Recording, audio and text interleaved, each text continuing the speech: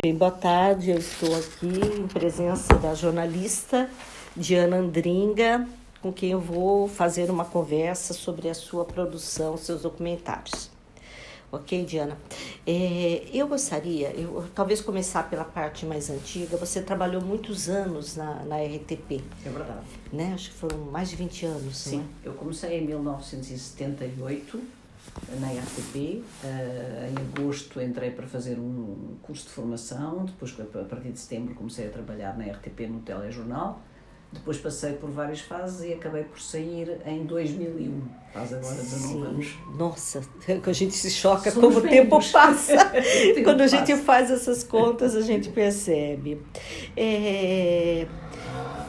Do que eu já vi da sua produção do período da RTP, eu vejo que tem aqui, o que eu percebo, que tem alguns programas, alguns documentários que são sobre escritores, por exemplo, Jorge de Sena, Antônio Ramos Rosa, tem sobre o Fonseca e Costa, o cineasta Fonseca e Costa, mas tem um período, tem os do Aristides Souza Mendes, o do Humberto Delgado, e o que eu gostaria de saber, principalmente sobre o Aristides, Humberto Delgado, como foi que surgiram, se o projeto partiram de si, como funcionou esse trabalho, a realização desses trabalhos. Bom, é preciso dizer que eu era jornalista da informação diária primeiro. Sim. Primeiro no primeiro canal, depois passei para o segundo canal a partir de certa altura. E a certa altura foi colocada numa secção chamada Grande Reportagem, e nessa secção de Grande Reportagem tive a oportunidade de fazer aquilo que é o sonho de qualquer jornalista, penso eu, mas que eu fiz porque os meus colegas não queriam fazer, que era um trabalho sobre refugiados no mundo, que é dos trabalhos que eu mais gostei de fazer, e que fiz em 83, que era uma proposta do Alto Comissariado das Nações Unidas para os Refugiados, que tinha um representante aqui, o Sr. Philippe Lavanchi. Ele queria que a RTP fizesse uma coisa sobre os refugiados que estavam na altura muito na moda, que eram os boat people. Os boat people que fugiam do Vietnã e apareciam nas costas do Japão, da Tailândia, etc. E de Macau também. Eu tinha acabado de ser colocada na Grande Reportagem, não me dava particularmente bem com o chefe da Grande Reportagem, andava por ali aquele projeto que ninguém queria fazer, e ele perguntou: e tu estás interessado em fazer isso? Eu disse: com certeza. E fui falar com o Philippe Lavanchi, o representante do Acnur aqui, e disse: mas eu tenho uma proposta, refugiados.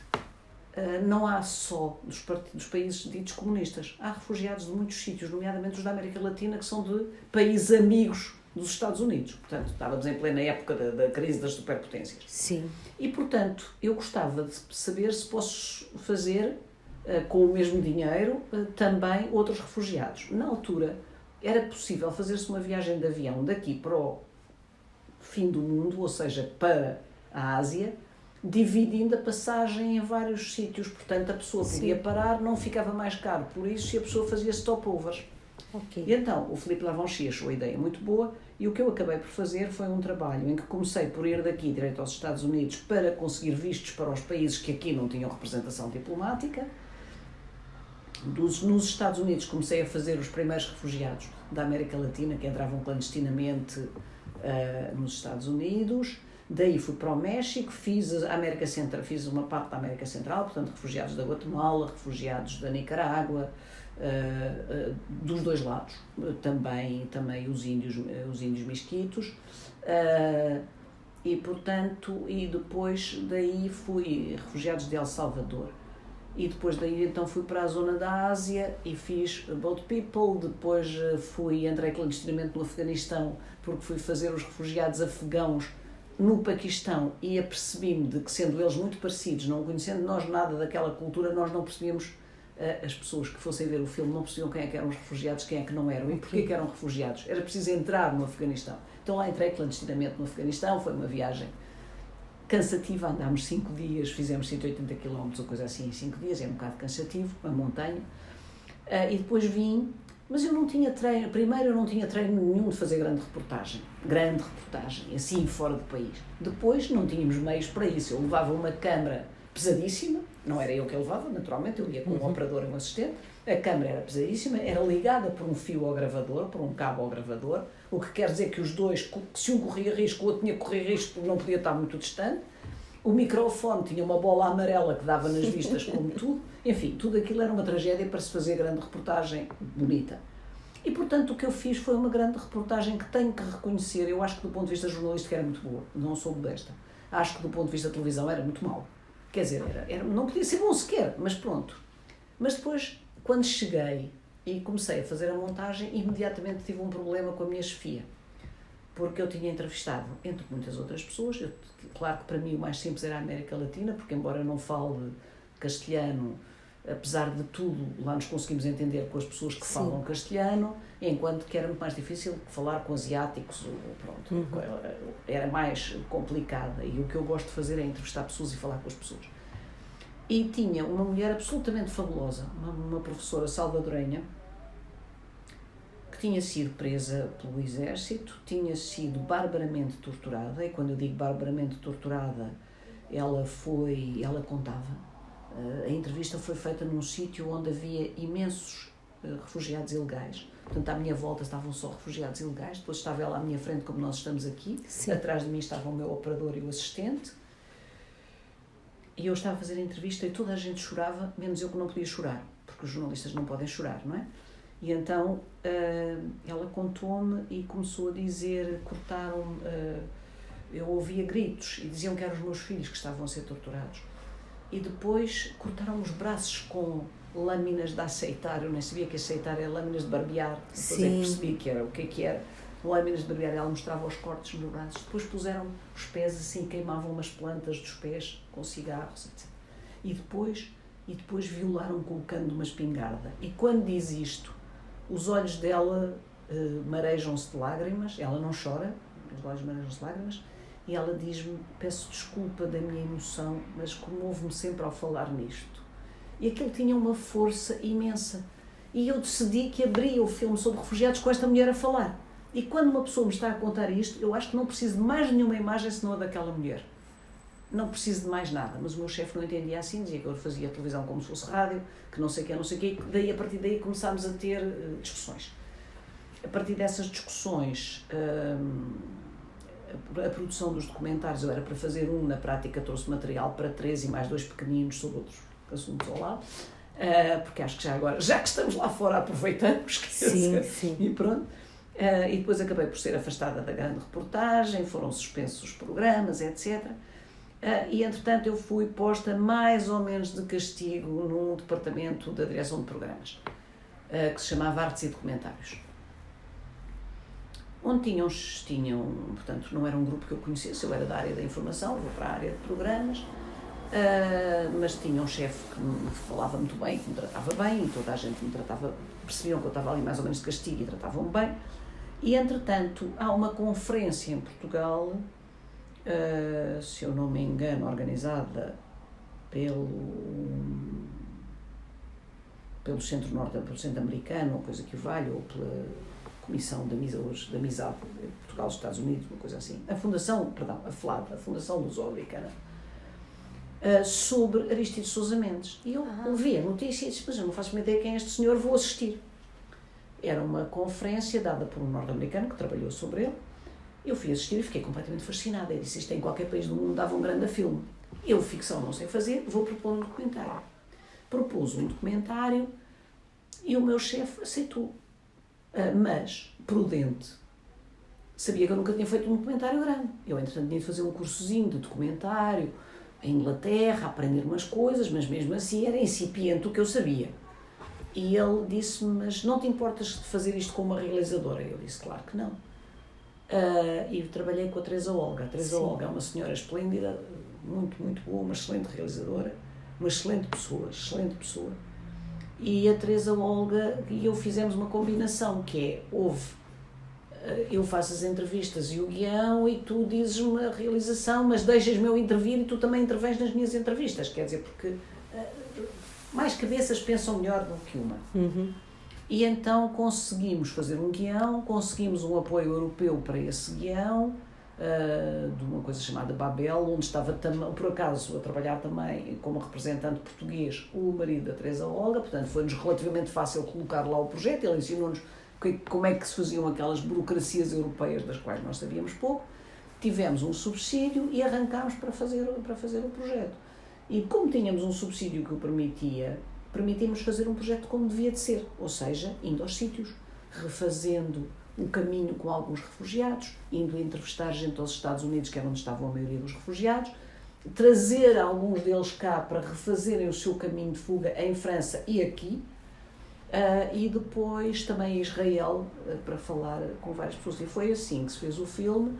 Tivemos apoio dos franceses, a televisão, a France 3 apoiou o projeto, uma vez que estes fugitivos tinham conseguido os vistos em França, precisamente, sim, em Bordeaux, e era um caso relativamente desconhecido, mas que interessava conhecer.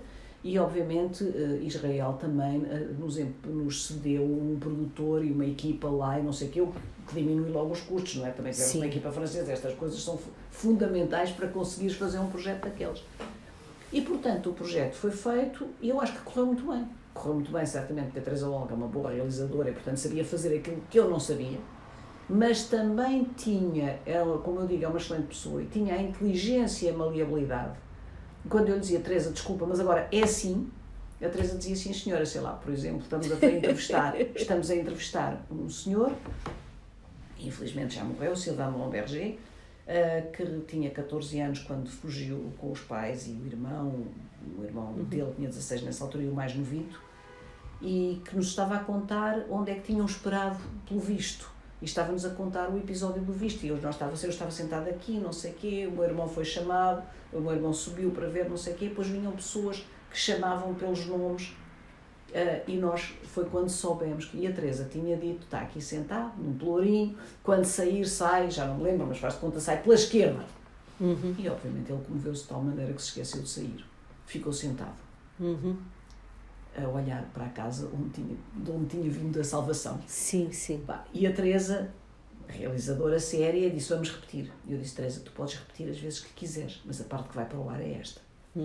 Porque ele não vai ter outra vez este olhar que teve neste momento.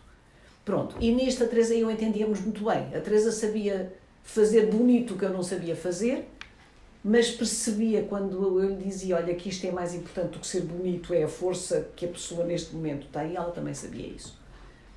E ela tinha uma sensibilidade de realizadora, sei lá, por exemplo, há uma cena que eu, cada vez que vejo o filme, a chatice que foi fazer aquela cena ninguém se imagina.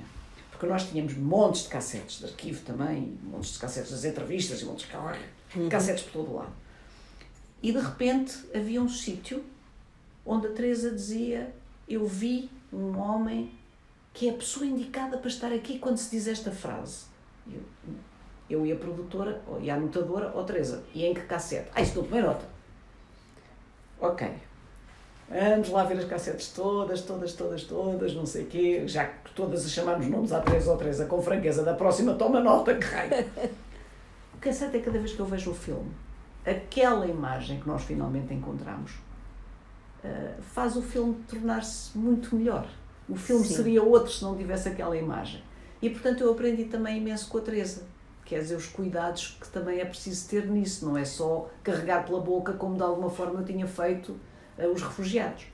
Os refugiados é uma reportagem dura, feita em condições duríssimas e sem condições nenhumas. Aquele é um documentário. Mas é um documentário que eu devo... aliás, aborrece muito que as pessoas têm tendência a dizer que é o documentário da Diana Andringa. Não, o documentário da Diana Andringa, da Teresa Olga. Aliás, a Teresa Olga é a realizadora, é a pessoa mais importante, e a Fátima que produziu, e aquilo era uma produção muito difícil. Portanto, a Fátima Cavaco. Portanto, foi assim, como correu muito bem, a partir daí já me permitiram fazer mais documentários. Okay. E as pessoas também se lembraram um bocadinho, espera aí, ela fez um documentário histórico, já agora porquê que não pegas também no Delgado? Ora bem, eu conhecia o caso Delgado, naturalmente. Sim. Vamos lá pegar no caso Delgado, com a Teresa Olga outra vez. E é o mesmo grupo, exatamente, pronto. Mas, portanto, fizemos o Delgado, que eu acho que também correu bastante bem. Também tivemos hipótese de uma coisa que nunca ninguém tinha feito, que era entrevistar o Ben Bella a propósito do Delgado. Portanto, conseguimos também assim uns furos jornalísticos. Daqui é a mistura entre o jornalismo e a arte da realização que a Teresa tinha e tem. E pronto, e foi assim que começámos a fazer isso. Depois, Depois as coisas vieram, quer dizer, fizemos sobre um músico que era o Emanuel Nunes, também foi a Teresa que dirigiu, que realizou, eu seria incapaz de realizar aquilo e tínhamos que ter assistentes musicais, porque é de uma dificuldade de realizar uma coisa, já é difícil de realizar algo sobre música, é preciso saber alguma coisa, ainda por cima o Emanuel Nunes tinha peças em que a orquestra estava dividida em várias zonas do edifício e, portanto, aquilo era tudo muito mais complicado ainda a filmar. E aos poucos, pronto, depois ainda fiz o Flora Gomes, propus fazer o Flora Gomes. O Flora Gomes, por uma razão muito simples, que Mas é... é só um... Eu fiz um documentário sobre o Flora Gomes. Mas o do Flora Gomes eu não vi, a RTP não disponibilizou para mim. Eu posso ver se encontro uma cópia, porque Tá, o próprio ok. Flora também não tem. Tá ok. Porque esse foi, a certa altura, passou aqui no cinema o primeiro filme do Flora Gomes, que chama-se A Morte Nega, A Morte Negou, Sim. que eu vi numa sala onde estava eu e mais um senhor, não havia mais ninguém na sala, e que eu achei um enormíssimo filme, uma coisa absolutamente excepcional, e que tratava a guerra exatamente como eu entendia que devia ser tratada. E veio daí, consegui arranjar o telefone de Flora Gomes, liguei para o Flora Gomes e disse ao Flora Gomes: eu tenho um sonho que é fazer um filme sobre a guerra da Guiné, mas visto dos dois lados. O Flora Gomes nunca tinha ouvido falar da Diana Andrenga, como é natural. Ficou, eu faço parte dos colonizadores, não é? Portanto, ele não terá reagido, ao princípio ficou assim um bocadinho desconfiado. Felizmente ele vinha a Paris para fazer uma montagem, eu disse: vou ter contigo a Paris. Paris é um bocadinho mais barato do que a Guiné, pronto, aí vamos a Paris. Fui a Paris, encontrámos-nos e acho que nos entendemos logo bastante bem. E portanto, mas eu quis começar por fazer um filme sobre ele. Porque as pessoas diziam: o Flora Gomes é um desconhecido, então se é um desconhecido vamos dá-lo a conhecer. O filme esse é realizado pela Maria João Rocha, mas depois as entrevistas e essas coisas e o guião é feito por mim, como de costume.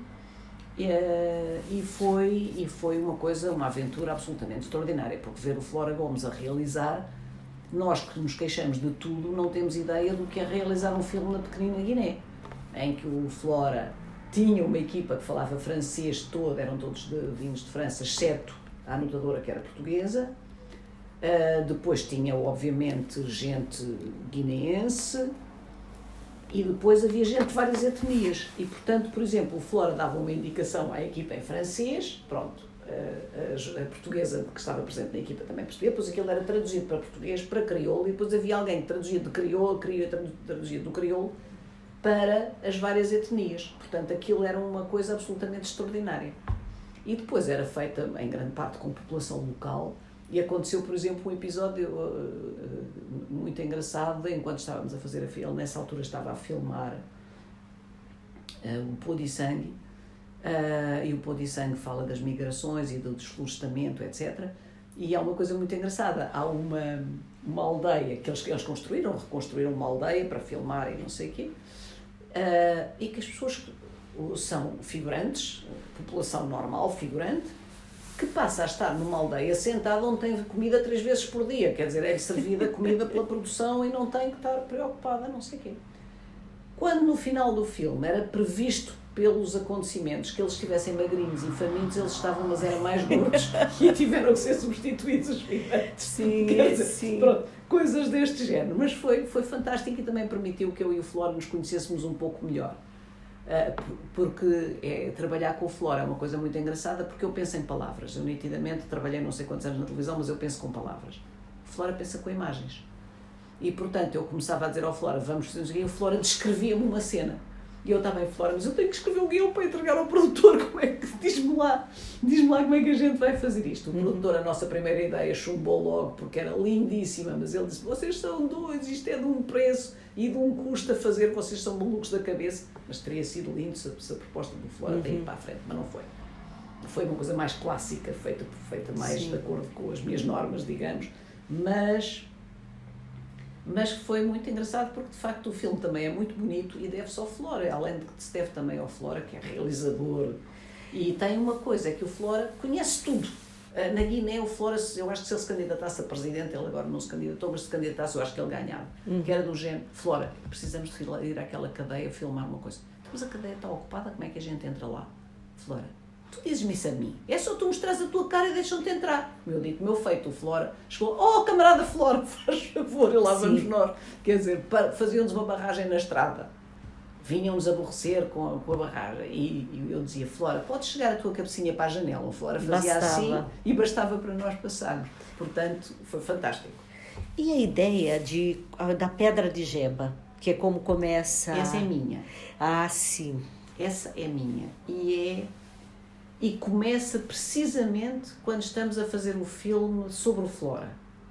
Ah, que encontra esse material. Nós estávamos com uma equipa muito boa da RTP e era a Maria João Rocha que realizava. E a Maria João Rocha era uma realizadora séria que há um guião, vamos seguir o guião. E eu sou uma louca que é, já que estamos aqui, tudo o que mexe a gente filma. Bom, não é bem a opinião dos realizadores, mas é a da jornalista maluca. E eu, a certa altura, um dia em que não estávamos a filmar o Flora, porque não se passava nada, não sei o quê, fomos dar um passeio. E de repente eu olhei e disse, aquilo é um quartel abandonado, vamos ver. Mas vamos com câmara, claro, vinhamos com a câmara, o Jorge tinha essa paciência, ela vinha com a câmara, não sei. E eu chego ali e começo a ver os nomes dos pessoas, porque a pessoa entende, a pedra estava partida, era possível localizar uns nomes, não era possível localizar outros, e apercebo-me que há 2 pessoas que morrem no dia em que eu fiz 20 anos. E escrevi, quando voltei para Portugal, escrevi uma crónica sobre isso. Eu escrevia crónicas no Público e escrevi uma crónica sobre isso.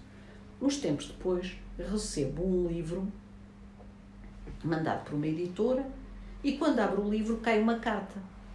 E na carta dizia, Diana Andringa, eu trabalho na editora tal, disseram para lhe enviar este livro, não sei o quê, mas eu queria aproveitar, já que lhe vou mandar o livro, para lhe dizer uma coisa. Eu li a sua crónica, porque li hoje a sua crónica e fiquei emocionadíssima. Eu conheço aquele sítio, conheço aquelas pessoas, não sei o quê. Era um ex-combatente. Era um ex-combatente português que tinha estado ali, tinha sido evacuado depois. Era um homem que se tinha tornado anti-guerra já na própria guerra, quer dizer, já não tinha ido com muita vontade, mas depois foi-se apercebendo do que aquilo era. E, portanto, ele depois começa-me a dar uma série de contactos e começa-me a contar uma série de histórias. E depois há aquelas histórias que tu vais ouvindo falar. Por exemplo, penso que foi o Coronel Costa Brás, morreu recentemente, que o meu marido trabalhou com ele, e que uma vez, como me contou a história de um soldado que as tropas portuguesas deixaram para trás, convencido que estava morto depois de um confronto, e não tiveram possibilidade e julgaram que ele tinha morrido, portanto abandonaram. E a seguir chegou o PAIGC e verificou que ele não estava morto. E então mete-o numa padiola, vão com a padiola às costas, atravessam rios, atravessam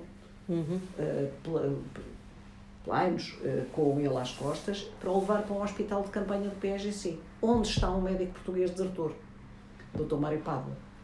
E eu achava esta história absolutamente extraordinária, tinha que ser contada. Quer dizer, portanto, fui procurar o Dr. Mário Pádua, portanto, também andei à procura deste soldado, mas ele já não estava. Porque depois havia a história bonita de quando depois há uma troca de prisioneiros e ele é libertado, ele despede-se de toda a gente, dizendo: se não fosse o nosso partido, eu não voltaria agora para Portugal. E o nosso partido era o PAIGC, que ele tinha estado a combater, mas ao qual se tinha convertido. Portanto, há todas estas histórias de uma guerra, que é uma guerra, como aliás todas as questões, as guerras nas colónias portuguesas têm histórias destas, que são premiadas por cumplicidades. Portanto, há conflito, há mortes, há tortura, há todas essas coisas horríveis, mas também há amizade e cumplicidade.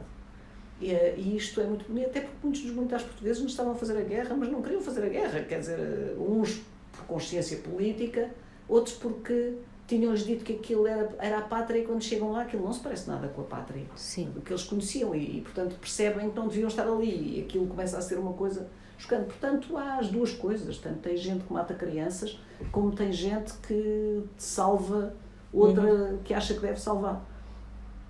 E portanto eu disse sempre que gostava que o filme abrisse com a Pedra de Gema, porque para mim foi aí que o filme nasceu.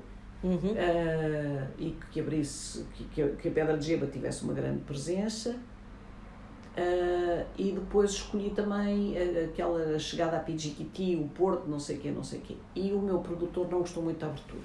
O meu produtor é um tipo porreiro, Luís Correia, que foi ótimo durante as filmagens, não sei o quê, mas quando foi ver o início da montagem não gostou, nitidamente não gostou. E entretanto, mas nós tínhamos combinado que a partir de certa altura o Flora vinha para fazer também participar na montagem. E quando o Flora chega, eu disse, Flora, há aqui uma discussão entre mim e o Luís Correia, tu é que és realizador, diz-me o que é que te parece, qual é a tua opinião? E o Flora diz, obviamente, tu é que tens razão. Pronto, então ficou assim. E é um filme que eu gosto muito, porque acho que nos toca de perto a todos, e é um filme que tem histórias curiosas, porque a maior parte das pessoas comove-se imenso ao vê-lo, os antigos militares, quando chegam ali, não sei o quê. E houve uma vez em que houve um congresso em Guiledes, que é o primeiro sítio que o PAGC expulsa os portugueses e ocupa. Nós tínhamos estado em Guiledes, não sei o quê, depois havia uma reunião e uma passagem do filme no Centro Cultural Português. Entretanto, estava a haver uma exposição também ligada à mesma coisa numa instituição guineense. Ia ser inaugurada pelo Nino Vieira e quando nós chegámos, o filme passava depois, e quando eu cheguei lá vi o Nino Vieira, que na altura era o presidente, vi uma série de antigos combatentes e não sei o quê, e não sei o que mais, disse ao Flora, nós temos de dizer que queremos que o filme passe aqui. Lá falei com o Centro Cultural Português, o Centro Cultural Português admitiu perfeitamente que nós passássemos ali, e depois disse, agora tu vais convencer o Nino a assistir. E o Flora disse, vou nada. E vai tu. E eu disse, eu sou tuga, mas está bem. Eu cheguei ao pé dele, mas eu acho que perguntar-lhe não ofende. Cheguei ao pé dele e disse, olha, nós vamos passar o filme, eu gostava muito. Mas, claro, lá veio o gabinete dizer que ele tinha mais coisas para fazer, e tinha seguramente. E ele disse, mas se assistir só às primeiras imagens, se não pode assistir a mais, não pode assistir ao filme todo, mas fica um bocadinho, nós gostávamos que ficasse, porque isto toca aos dois países, não sei o quê. O Nino senta-se, com ele obviamente senta-se o grupo todo, e os antigos combatentes e não sei o quê, depois havia antigos combatentes portugueses que tinham ido daqui para o simpósio de Guiledes, havia antigos combatentes guineenses vários e não sei o que mais, e o filme começa a correr, e há dois filmes, quer dizer, há um filme que eu gostaria de ter filmado e obviamente não filmei, é o nosso filme que está a correr, e há o filme das reações das pessoas. Em que há a emoção das pessoas, depois quando surgem cânticos as pessoas acompanham os cânticos porque obviamente os sabem, olha não sei quantos, olha morreu, já morreu, não sei o quê, olha as pessoas começam, e depois os dois lados, português e guineense, que estão na sala começam a discutir a guerra entre si também. Eu estive lá, tu não estiveste, tu estiveste, como é que foi, como é que não sei o quê, quer dizer, e há ali uma emoção muito bonita. E depois há uma rapariga que se vira para mim, faz uma crítica muito justa, porque diz, porquê que não me entrevistaste? Eu estou ali, eu sou aquela telegrafista e tu não me entrevistaste. E eu disse, ralha ali com o Flora, porque eu tratei dos entrevistados portugueses, ele tratou dos entrevistados guineenses, ele é que é um filme machista e não se lembrou de ti. Mas pronto, portanto foi um filme que eu acho que foi importante. Acho que gostámos os dois do fazer, tivemos prazer em fazê-lo, todo o grupo que entrou nas filmagens tínhamos a vantagem de ter um excelente diretor de fotografia, que era o João Ribeiro, e tínhamos uma excelente operadora de som, que é a Maria Armanda Carvalho, que tinha uma grande vantagem, é que até punha em ordem o Flora. Quando o Flora se punha a dizer, vamos pôr a câmara ali, e ela dizia, olha Flora, nós podemos pôr a câmara ali, o som é que não te vai dar nada, tu não vês o barulho que há aqui redor. E o Flora dizia, se a doutora Armanda diz que sim. Pronto. Mas foi uma experiência muito interessante, quer dizer, aumentou a minha paixão, que já é bastante grande pela Guiné, e acho que correu muito bem. E pronto, e depois a partir daí foi-se mais ou menos estabelecendo que eu podia fazer uns documentários de quando em vez. Alguns foram pagos do nosso bolso, o Tarrafal foi praticamente pago do nosso bolso, depois obviamente tivemos apoio porque ia haver um simpósio no Tarrafal, a comemoração da libertação, e portanto nós fomos lá, e as viagens foram convites, e depois também arranjámos lá alojamento, arranjámos um carro, quer dizer, tivemos imensas facilidades, é um facto, isso ajudou muito. Mas o resto foi do nosso bolso, e depois felizmente a RTP comprou e nós lá pudemos reaver o dinheiro, não é? Sim. Porque senão, mas queríamos muito fazer aquilo, porque eu acho que a minha geração fez coisas extraordinárias. A geração imediatamente anterior, a de 50, sou mais da de 60, mas a de 50 fez coisas extraordinárias. E por causa da censura as pessoas não sabem, não conhecem. E depois por outra coisa, porque há muito racismo. E nem lhes interessa por África, querem lá saber. Eu tentei vender na Europa, com todas as aspas, o projeto das duas faces da guerra Houve um senhor da BBC que me disse, mas quem é que se interessa por isso? Eu tenho 3 cursos universitários, nem sequer sei onde é que fica a Guiné-Bissau, e eu disse, o senhor é um ignorante, porque eu não tenho 3 cursos universitários, mas sei imensas coisas sobre, por exemplo, a Royal Air Force e a Segunda Guerra Mundial, quer dizer, porque me interessava e lia, quer dizer, e via os vossos filmes, vocês obrigam-nos a ver os vossos. Franceses também me disseram que, epá, já estamos fartos da luta anticolonial portuguesa. Eu disse, eu nunca me fartei da resistência francesa. Quer dizer, eu acho que são coisas, e acho que são histórias que nós temos de contar. É um dever para com as pessoas que fizeram essa história, é um dever para as novas gerações. Nós aqui apresentamos normalmente a África como um continente perdido. E a África é um continente com coisas lindíssimas, com culturas, com uma maneira de ser diferente. E eu acho que estes jovens que estão aqui, que são filhos de imigrantes ou que vêm para cá para estudar, etc., tem que se lhes ser dado um espelho positivo da África. Eles não podem só ter um espelho negativo. Apesar de tudo, o Amílcar Cabral é um dos homens mais importantes que houve no mundo, quer dizer. E vamos fingir que não sabemos que houve o Amílcar Cabral, quer dizer, é idiota, quer dizer, é de facto, e se não formos nós também a tratar disto, felizmente o Flora, o Sana, os guineenses têm tratado muito bem da história deles. Mas nós também temos uma obrigação para com eles. Sim. E também temos a obrigação de falar destas coisas e repor aquilo tudo que a censura nos privou. E, portanto, se quiseres, eu acho que tenho um dever de memória. E que faço filmes porque tenho um dever de memória. Quer dizer, porque um dia destes, quando a nossa geração morrer, as pessoas não vão saber estas coisas. E ao mesmo tempo aprendemos. Isso que eu acho impressionante, isso que você coloca agora, porque o que me chamou a atenção, mas eu devo fazer um link com o Dundo, o que me chamou a atenção quando eu vi As Duas Faces da Guerra foi justamente o quanto esse documentário serve como um registro de memória de coisas que estão se perdendo. A pedra de Geba vai desaparecer, aquelas histórias vão desaparecer. Tem um dos entrevistados, eu não me lembro, que tem um papelzinho que tinha aquilo que ele carrega no bolso. Tão bonito, aquilo bonito. É Esse lindo. Momento, quando ele puxa do papel, nós não estávamos nada à espera. Amareladinho o papel, exato. E o que me chamou a atenção, até agora vendo o último filme seu sobre a Guiné, eu me senti um pouco mais reconciliada, mais tranquila, é porque parecia que toda essa memória estava sendo perdida, porque eu via muito imagens de ruínas, não é? E daí falei, mas não vão ficar museus?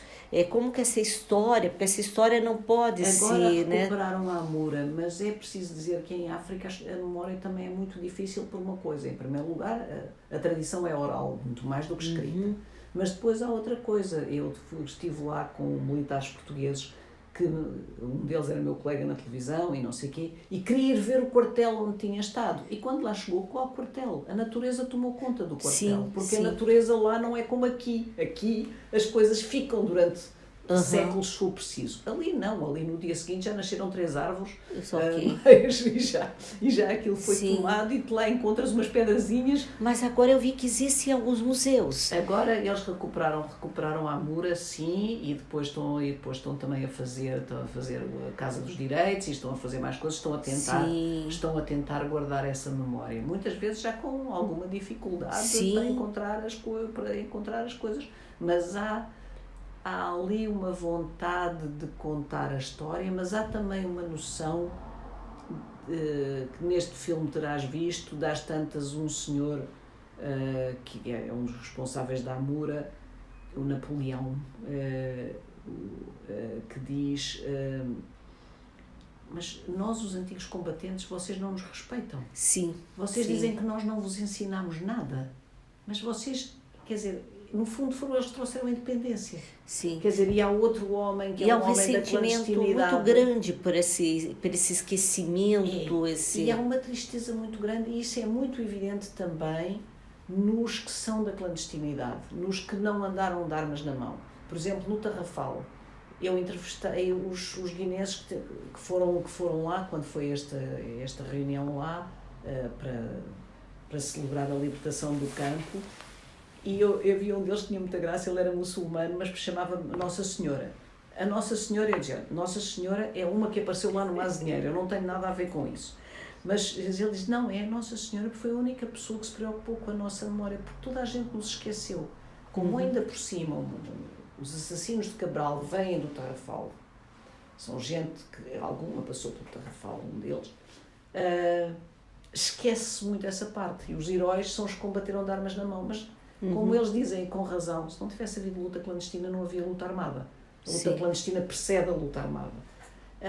E, portanto, estas memórias tinham-se perdido completamente. Algumas daquelas pessoas que eu entrevistei já morreram. Sim. Já não vai ser guardada a memória delas se não fosse assim. Sim. E é curioso porque eles sentem muito isso. E o que eu acho muito bonito, eu não sou, mas não gosto especialmente deste último filme que fiz.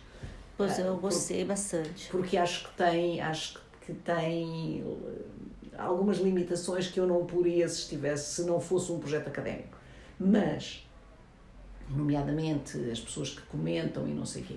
Mas gosto imenso daquele momento em que esse senhor, que agora só me lembro, o Quintino, ele é Napoleão, Quintino Napoleão, coisa assim. O Major Quintino diz que vocês não nos respeitam, estão só aí nas bancadas a dizer mal de nós. E os rappers que tinham acabado de fazer uma coisa crítica pedem desculpa em nome da Os rappers, achei fantástico. E é tão bonito aquele momento. E depois, já não está gravado, porque eu nem soube o que aconteceu, mas vieram-me dizer depois que ele no final vai conversar com os rappers e combinam fazer uma sessão na Amura. Ah, sim. Portanto, há aqui um contacto entre as gerações. Porque os rappers, como um deles diz-me, eu não tenho a memória do Cabral porque eu não conheço a obra do Cabral bem, mas sim nós temos a memória do que ele significou. E obviamente isso para eles é extremamente importante. Estes velhos conviveram com ele e têm uma noção que é muito importante de guardar, porque o Cabral era um chefe de guerra, com certeza, mas era também, deve ter sido, era obviamente um grande estratega, era um homem muito inteligente, culto, mas devia ser também uma boa pessoa, porque as pessoas o que recordam dele são coisas afáveis, de uma forma geral. Quer dizer, não é, também terá dado várias vezes um murro na mesa e 3 gritos quando era necessário, mas é uma afabilidade. E as pessoas têm uma noção quando começam a falar dele, os que o conheceram, que é muito interessante ter essa noção e que se vai perder, obviamente, porque um dia destes já não haverá ninguém, não é? Sim. E com estes golpes e contragolpes que vão destruindo a memória e vão destruindo, no caso da Guiné tem sido muito ativo, não é? Eu acho que estes trabalhos são importantes por isso, porque às vezes sou criticada porque deixo as pessoas falarem muito tempo, tenho muitas cabeças falantes, pois talvez, mas eu acho que é muito importante reter a memória oral. Sim. E tenho sempre agora, quero ver se passa escrito muitas daquelas entrevistas, porque eu acho que da geração de 60 sobretudo, porque muitos dos jovens historiadores já não vão conhecer estas pessoas. Eu tive a sorte de, com todas as limitações de uma jornalista que não é historiadora e com os limites da história oral, etc., mas ter recolhido depoimentos. E esses depoimentos vão ajudá-los certamente a poderem fazer a história melhor. E, portanto, acho que isso é importante porque, como sabes por experiência própria, ver filmes é muito complicado. Transcrever filmes é um cansaço. Nossa, é difícil. E se tiver já escrito, eu já desisti que eu não vou transcrever essa nossa conversa, vai ser só para eu poder recordá-la, porque eu vi que não vai ser possível. Mas eu estava pensando no que você disse, dever da memória, essa questão da geração. E nesse sentido eu acho do exemplar, porque você começa justamente com sua filha, e justamente com esse resgate dessa memória. E nesse sentido eu achei o filme... A ideia é muito boa, não é? De começar com seus documentos, suas fotos pessoais. Mas, é o filme mais pessoal, com certeza. É o único mesmo pessoal. Mas sabes que é curioso, porque a primeira ideia não era essa. A primeira ideia era voltar ao Dundo com a minha amiga, maior amiga de infância, que era um bocadinho mais nova que eu, filha de engenheiros também, e tem uma família grande. Ela tinha uma irmã da minha idade, mas eu dava mais, era com ela, e andávamos sempre as duas de bicicleta, e andávamos as duas juntas e não sei o quê. E depois ela foi estudar medicina, tal como eu tinha dito, só que ela acabou. E eu queria ir fazer com ela o filme todo de bicicleta. As nossas memórias, serem as nossas memórias. Só que ela me disse, eu não sou capaz de voltar ao Dundo. Eu não sou capaz de ser confrontada. Isso acontece muito com muita gente que eu conhecia. E eu de repente disse, espera, mas há outro, porque Porque aqui a questão da minha filha era uma questão, como é que tenho de explicar? Quase de pudor. Por um lado, a minha filha é uma pessoa reservada e não tem que ser sacrificada à ideia da mãe. E depois porque também, sei lá, por exemplo, o outro realizador disse, aproveitou para ir viajar e levou a filha, quer dizer, pronto, este género de frases que são chatos, quer dizer, não são verdadeiras e são chatas. Mas de repente, quando essa minha amiga de infância me diz que não consegue voltar ao Dundo, eu disse, mas então eu sei quem é que tem que voltar. A minha filha, a quem a mãe chaga com as histórias do Dundo e que nunca viu o Dundo. E ela vai olhá-lo com outros olhos. E claro que olha com outros olhos. Quer dizer, pronto. E também eu falo com ela provavelmente de uma maneira diferente do que falaria com outras pessoas e ela põe outras questões. Mas sim, o Dundo é muito pessoal, mas é assim, o que eu digo logo ao início é verdade, quer dizer, como é que é de explicar? Nós, no fundo, as pessoas que nasceram lá, quando vieram os retornados, havia um clima contra os retornados. E havia retornados maus e retornados bons, como toda a gente. Muitos desses retornados não eram retornados, tinham nascido lá. Sim. Para eles, o seu país é Angola, não é Portugal. Quer dizer, Portugal é o país de que têm papéis. Eu também tenho papéis portugueses. Mas a verdade é que toda a minha memória e todo o meu gosto é constituído por cores, cheiros, comidas, frutas, animais que não são daqui. Eu passo o tempo a plantar plantas tropicais que morrem todos devido ao frio. E o meu marido diz um dia destes, é melhor naturalizar-te português. Eu digo, está bem, mas a culpa tenho eu só gosto gosto das acácias rubras, gosto das canas da Índia, gosto das coisas, dos hibiscos, quer dizer, bom, porque isso é que é a minha infância. É aquilo que eu digo, que a minha pátria é o Dundo. Porque a minha pátria também não é Angola, eu conheço mal Angola. A minha pátria é o Dundo. Eu, quando chego ao Dundo, aliás, eu tenho uma coisa, eu chego a qualquer país tropical e sinto-me em casa. E fico com um sorriso de orelha a orelha que o frio não me permite ter.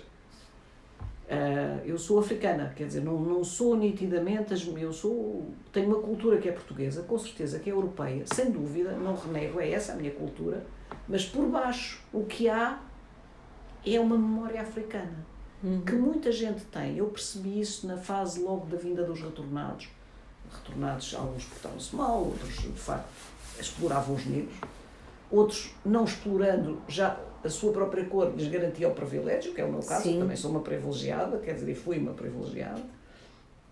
Mas uma vez, ao pé de minha casa, estava uma senhora retornada de Moçambique, que estava a comprar uma coisa numa retrosaria. E estava a falar ao senhor, que eu estava a ouvir com bastante paciência, estava-lhe a falar do que tinha perdido. E em Portugal via-se o que ela perdeu, como perdeu casa, perdeu criados, perdeu poder, perdeu dinheiro. Mas o que ela falava era do olhar à distância, de poder olhar para longe. As pessoas não têm ideia como Portugal é pequenino. Como de repente tu te sentes amputado, sentes-te amputado no espaço. O brasileiro também não sabe o que é isto, a menos que esteja aqui. Sim. Ou que esteja num país pequenino. Tu de repente, mesmo eu que era contra o Império, quando perdes o Império, a noção que tu tens é uma noção física de que te amputaram qualquer coisa. Porque eu lembro-me do meu pai me dizer, vamos ali, e ali eram 400 km. E aqui tu dizes que tens que ir ao Porto, ai que horror, que longe. Quer dizer, é uma maneira de olhar o mundo completamente diferente. E depois, à frente da minha casa havia espaço. Na última casa onde estive, não era minha, era a casa de função do meu pai. Não era nossa, era de função. Mas à frente tinhas o caminho para a barragem, uma descida enorme, onde ao longe se formavam as tempestades por cima da barragem. Eu aqui olho e tenho o prédio em frente. É tão pequenino. Eu acho que nós somos um país pequenino, por isso as pessoas são mesquinhas. Diz que os portugueses são muito simpáticos, são tudo isso. Eu acho que são muito mesquinhos, e são muito mesquinhos por isso não têm horizonte, a não ser os que estão ao pé do mar. O resto não tem horizonte, nós estamos todos aqui. Repara, enquanto cidadã portuguesa, num sítio que ainda por cima era a sede de uma companhia colonial, não há nada de maior vigilância do que isso. Aí Big Brother is watching you all the time, quer dizer, toda a gente sabe com quem é que saíste, com quem é que está, o que é que... já vestiu esse vestido na outra festa, não sei o quê, não sei o quê. A sua filha fez não sei o quê. Quer dizer, que é uma coisa do sentimento de vigilância que eu acho insuportável. Eu sempre disse, eu gosto de me perder no anonimato das cidades, se for possível. Mas o anonimato das cidades, mas falta o espaço. Falta essa Sim. questão do espaço. E depois falta a questão da cor, do cheiro, do som dos batuques. Porque eu acho que as pessoas nunca perceberam que se pode gostar muito de Beethoven, mas não se tem que desprezar os batuques.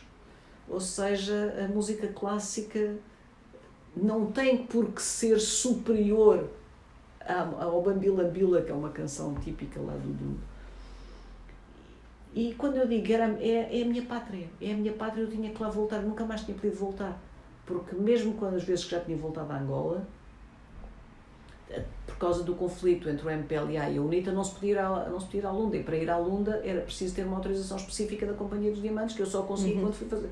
Agora indiano, na altura indiano, só se conseguia quando fosses. Porque fui filmar e pedi as autorizações, e levou que tempos a serem concedidas, depois foram concedidas, e correu tudo bem.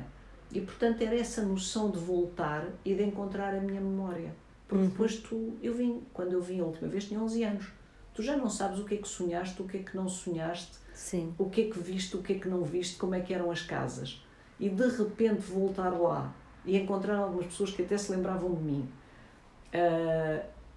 Eu acho que isso era uma coisa que eu tinha que fazer e era uma coisa que eu devia à minha mãe, que também já nasceu em Angola, e ao meu pai, que se veio embora, mas que tinha gostado muito daquilo também. Quer dizer, e que eu acho que era, e aos meus irmãos, só 2 é que lá viveram há algum tempo, mas à família toda, porque aquilo é o que eu sou. O que eu sou, não, quer dizer, tem graça, porque tu talvez não dês muito por isso, ou talvez dês. Mas, por exemplo, aqui há tempo estávamos a fazer uma obra lá em casa, e um dos senhores era negro. E às tantas, estava a falar com o outro, que era cabo-verdiano, o outro eu sabia que era cabo-verdiano, este não sabia o que era. E às tantas eu perguntei-lhe de onde é que ele era, ele disse-me que era de Angola. Eu disse, é Patrício, eu também sou de Angola, não sei o quê, de que zona é, de que não sei o quê. E ele virou-se para o cabo-verdiano e disse, eu não te tinha dito que esta senhora era angolana. Porque cá os portugueses de cá não são assim. Esta senhora fala com toda a gente. Ok. E há uma noção diferente, não estou a dizer com isto que não havia fascínoras, havia o colonialismo, era uma coisa péssima, havia barbaridades, mas apesar de tudo há uma influência do espaço, do tempo, do contactar realidades diferentes que transforma as pessoas em algo um bocadinho diferente. Eu não me passa pela cabeça e, no entanto, numa companhia, caramba, como aquilo era hierarquizado. Sim. Mas a mim, talvez porque o meu pai também era de origem holandesa, não sei, não me passa pela cabeça esta hierarquia portuguesa, Sr. Doutor, Vossa Excelência, que agora os angolanos herdaram de nós. Eu, quando era presidente do sindicato, escrevia para o sindicato angolano, dizia, caro camarada, não sei o quê, e ele respondia-me, quero a Vossa Excelência aceitar os meus cumprimentos.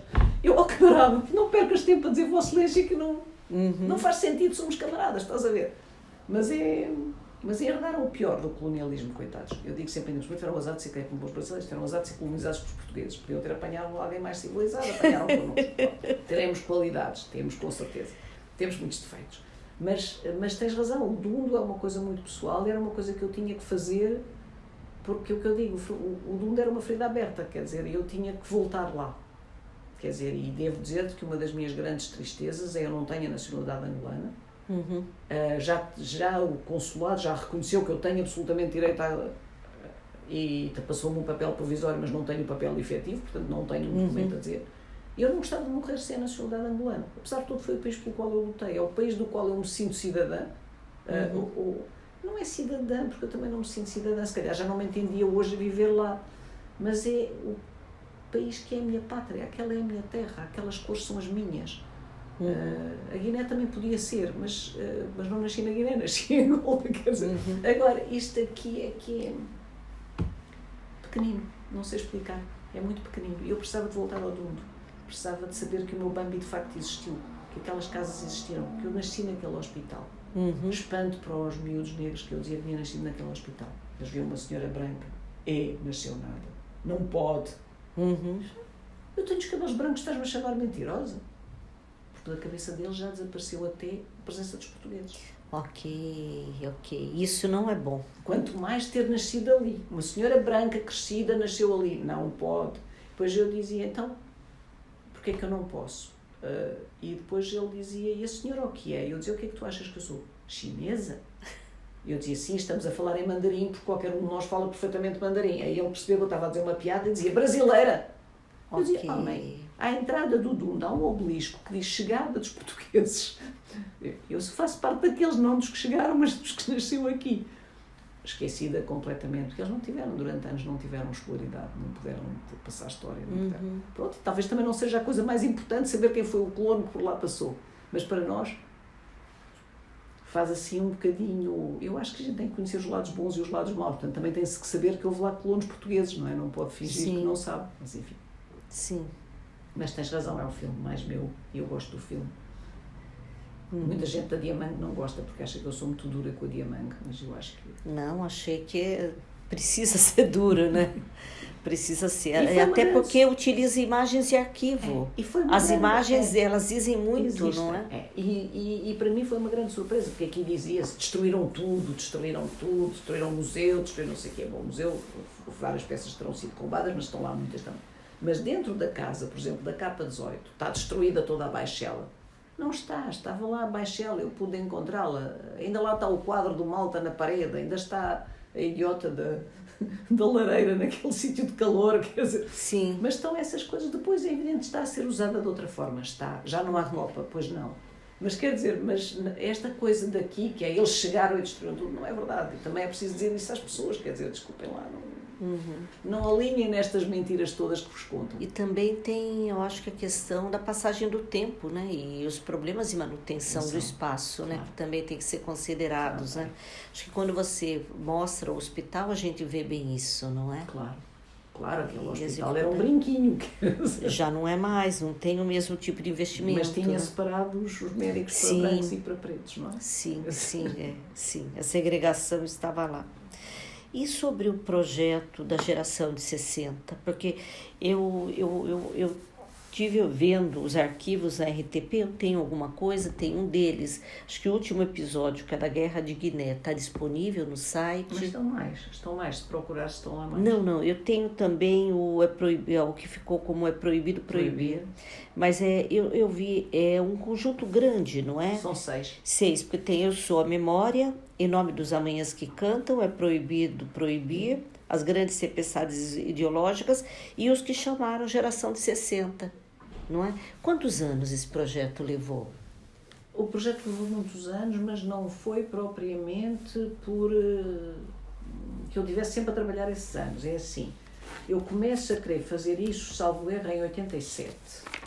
Toda a gente acha um projeto muito bizarro, porque é que eu quero fazer uma coisa sobre a geração de 60 que não fala nem da música rock, nem dos Beatles, nem nada dessas coisas, só fala de coisas desagradáveis como a PIDE, as torturas, etc. Portanto, a RTP não gosta muito do projeto à partida, e portanto o projeto está ali durante algum tempo, retido, sem autorizações, não sei o quê. Depois lá consigo convencê-los que está bem, mas estas coisas também são importantes, não sei o quê, é preciso começar.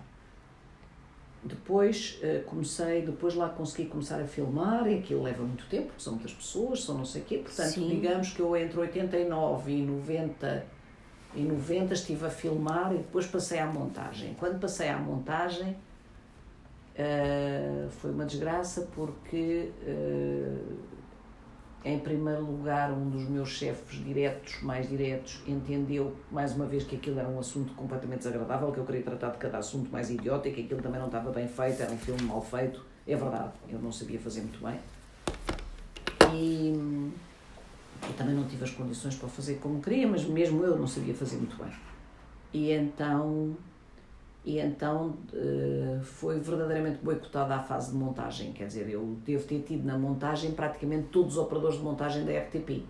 Era quando estava livre, lá pegava um bocadinho na geração de 60, como sabes, quer dizer, a montagem também deixa marcas e deve ser montado tudo pela mesma pessoa, de preferência. Sim. Depois, finalmente, o filme estava pronto, não foi exibido como estava, porque o chefe achou que era muito mau e que não exibia. Eu achei que era uma censura ideológica mais do que outra. Apresentei queixa ao sindicato, ao Conselho Deontológico, etc. E na altura a alta autoridade, penso que era como se chamava. Mas, entretanto, também fui fazendo algumas alterações. Entretanto, mudei de sítio e o novo chefe que entrou, quando viu o primeiro episódio, porque e depois já às tantas aconteceu-me uma coisa, que é, fiquei completamente, perdi o material, trazia o material num saco de plástico que ficou num táxi. Depois fiquei sem o material, tive que andar a pedir nos programas que falavam para taxistas que, por favor, quem encontrasse o material, que ele não interessava a ninguém, a não ser a mim, lá me devolveram o material, foram muito simpáticos, foi lá o senhor levar, o motorista que encontrou aquilo, foi-me levar. Portanto, lá recomecei. Depois eu própria já estava num estado de cansaço, porque aquilo era um trabalho insano. Eu tinha 180 entrevistas, a coisa que vale não sei quantas horas de gravação e mais as coisas, e não tinha praticamente ninguém para trabalhar comigo, portanto aquilo era um bocadinho complicado. E depois, entretanto, como havia as críticas todas pela maneira como era feito, pedi ajuda a um realizador que vê lá o programa e diz-me o que é que eu posso melhorá-lo, não sei o quê. E entretanto resolvi organizar o programa de outra maneira. Ele estava. E por isso é que há 4 episódios que são, digamos, cronológicos, e os 2 últimos são temáticos, que é o da guerra e o das prisões. Uhum. E pronto. E depois, mesmo assim dele estar pronto, esteve a ser sistematicamente complicado pô-lo no ar, até quando finalmente se conseguiu pôr no ar. Escolheram, foi no Canal 2, que isso já era previsto, e foi no Canal 2 e escolheram um período de férias em que praticamente o Canal 2 não chegava a grande parte do país. Portanto, nessa altura o Canal 2 não chegava a grande parte, portanto as pessoas de férias viam menos. Portanto, também tem um tempo que é um tempo de todas estas dificuldades e incompatibilidades, etc. Eu digo sempre que é um dos meus filhos queridos, é a geração de 60. Penso que tem sido muito útil a alguns jornalistas da RTP, nomeadamente ao Jacinto Godinho, porque têm lá histórias que já não existem no outro lado e que estão ali, tal como eu me servi de outras de arquivo, como é óbvio, não é? E agora reconheço que do ponto de vista de um filme de televisão não é grande coisa. Agora eu distingo, quer dizer, para mim nunca é mais importante a forma do que o conteúdo. Se calhar faço mal, se calhar não estou na moda, não é? Quer dizer, mas eu de facto o conteúdo interessa-me, a forma acho que é uma coisa que às vezes há formas lindíssimas que escondem o vazio. Não me interessa rigorosamente, não sou capaz de fazer isso. E tenho que ser franca, também não sei fazer, não sabia, agora hoje já sei fazer talvez um bocadinho melhor, já me treinei mais a mão, e na altura não sabia, estava a treinar, a fazer uma coisa daquelas, e era um projeto enorme. E depois também tinha, quer dizer, a dificuldade de encontrar as pessoas, a dificuldade de encontrar militares, filmes militares. Na altura, o Ministério da Defesa não queria nada que eu tivesse acesso aos filmes de arquivo militares. Foi muito complicado. Depois, os militares tinham uma coisa muito engraçada. Tinham todos feito a guerra, mas ninguém tinha disparado um tiro e, sobretudo, ninguém tinha morto ninguém. Primeiro que eu consegui, a primeira vez que eu fui a um debate de militares e alguém disse que tinha morto gente, eu levantei-me e dei-lhes parabéns. E disse, olha, eu dou-lhes meus parabéns, não por ter morto pessoas, mas por ter a coragem de assumir. Porque eu estou farta de uma guerra em que não sei quantas pessoas andaram aos tiros, mas nunca ninguém matou ninguém. E, no entanto, há mortos dos 2 lados, que é uma coisa esquisita. Mas as pessoas não diziam.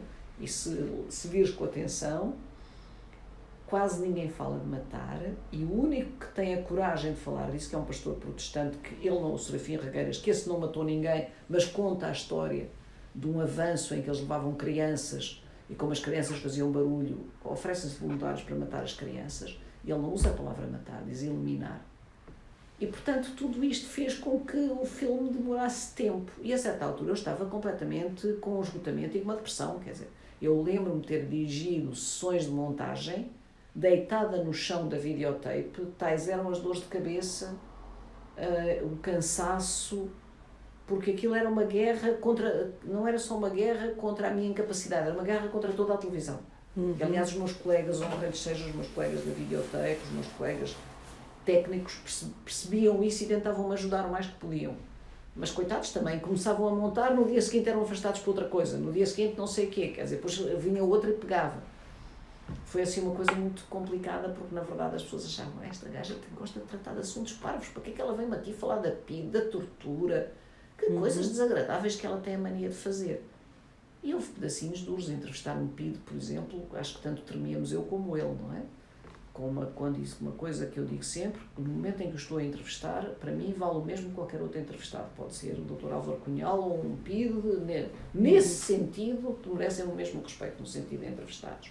Agora que as pessoas ficam tensas e que é complicado, é complicado. Quer dizer, e foi... Algumas coisas eram tão complicadas que, por exemplo, aconteceu uma cena engraçada quando ele está a falar da morte do Delgado, do assassinato do Delgado.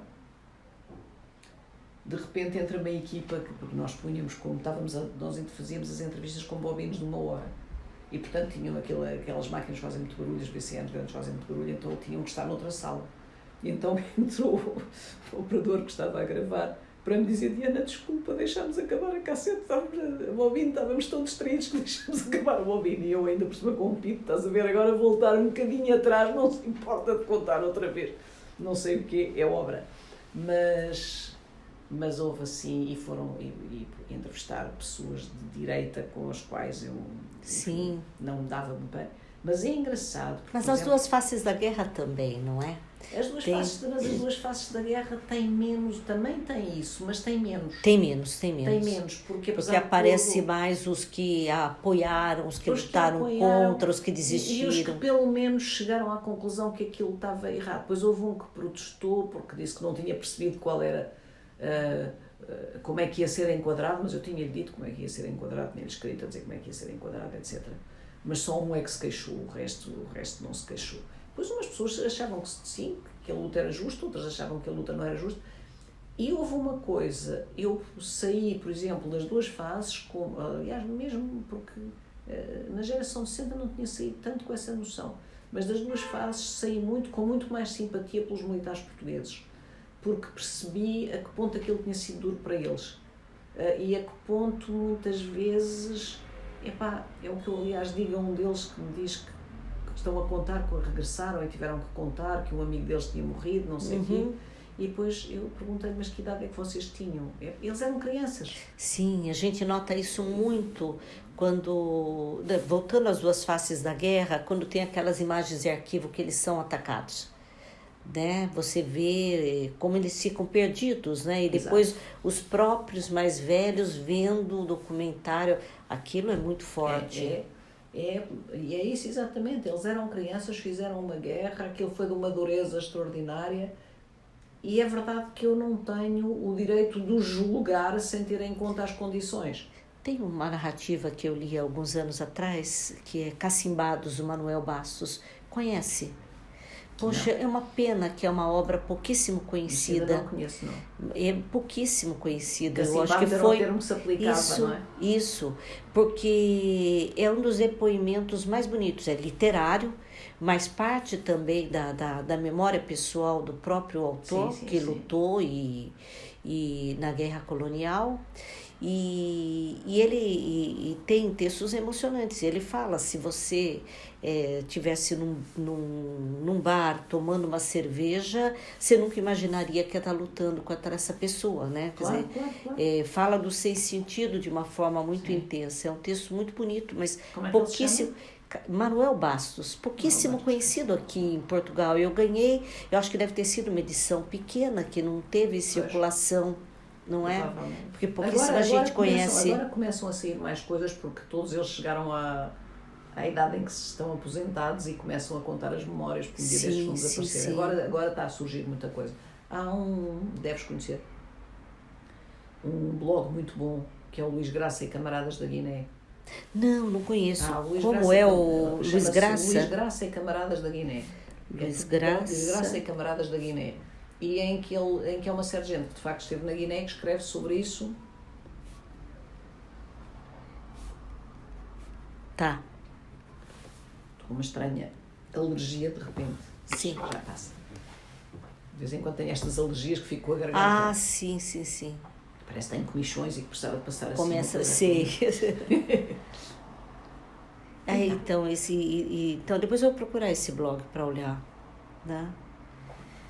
Podemos dar uma pausa? Podemos dar uma pausa. Deixa-me já agora ver. Bem, voltando. Diana, você falou que não gosta muito. Eu achei muito interessante esse último documentário, apesar que eu vi rapidinho, né? Vi uma primeira vez ainda. Mas eu tenho, assim, vejo que tanto nesse como na Operação Angola, a gente fica com... parece que são balanços, né? Porque eu fico pensando, entre as duas faces da guerra e esse que você retorna à Guiné, né? O Guiné-Bissau, Memória para o Futuro, você, de alguma forma, volta ao país e volta a esse passado, e já tem uma boa diferença de idade. Eu não me lembro, as duas faces da guerra, 2007, mais ou menos. 2007, quer dizer, 12 anos, né? 12 anos entre eles, né? Mas tanto nele como no Operação Angola, existe esse balanço e a ideia, por exemplo, na Guiné, o país vai acontecer, o país vai se encontrar, tem essa fala, né? Onde está o progresso? Pergunta um dos entrevistados, né? E a ideia de que do que está também na Operação Angola, não foi isso que nós combinamos, né? Não foi isso que nós combinamos. Ou então, quando Miguel Hertz, que fala o sobrenome de Hertz, fala, o sonho ainda está longe de ser alcançado, o país a funcionar em pleno para todos, ainda vamos lá chegar, mas parece que ao mesmo tempo fica essa dúvida entre esperança e desalento, é um pouco isso que eu tenho, essa sensação. Queria saber se você poderia falar um pouco sobre isso. Eu acho que é isso que a pessoa sente, porque é assim, ainda mais na Guiné do que em Angola. A Guiné fez uma luta absolutamente extraordinária, quer dizer, foi admirada por todos os países pela luta que fez. E depois morre o Amílcar Cabral, é morto, assassinado, e o que se segue é, durante algum tempo, a esperança, e aí há talvez um erro, é que as pessoas querem que um pequeno país da África, sem licenciados, com 90% de analfabetos, etc., transforme de repente num país europeu. Ele não pode. Como é óbvio, não pode, não tem as bases para isso. Mas depois também e depois são aplicadas as receitas tipo FMI, tem que fazer assim, tem que fazer assim, tem que abrir a economia, tem que... e não ligam rigorosamente nenhuma ao que é a realidade. E isso destrói os países. E portanto, há uma receita internacional para destruir os países do terceiro mundo. E depois de destruídos dizem, como veem, eles não são capazes. L'Afrique Noire é mal parti. Mas ninguém deu as condições para a África Noire para partir bem. Quer dizer, a questão é essa. E, portanto, há essa tristeza enorme do que se perdeu, do sonho e da realidade que não corresponde ao sonho, e obviamente essa tristeza existe, ao mesmo tempo que há esta noção, por exemplo, na Guiné, nos mais jovens, que é, mas se nós fomos capazes de fazer isto durante a guerra, era o próximo filme que eu gostava de fazer, era uma coisa que pega um bocado por aí, se nós fomos capazes de fazer isto, nós somos capazes de fazer tudo, e não faz sentido que sejamos um país vencido, que sejamos um país... A verdade é que agora foram para eleições...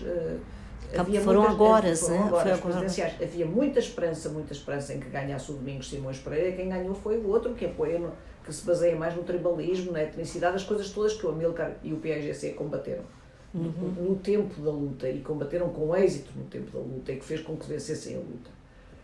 E, portanto, é muito complicado. Era muito complicado desde sempre. É um sítio, uma coisa muito sensível, que é a ligação Cabo Verde-Guiné, é uma ideia absolutamente genial, mas depois é muito difícil de manter.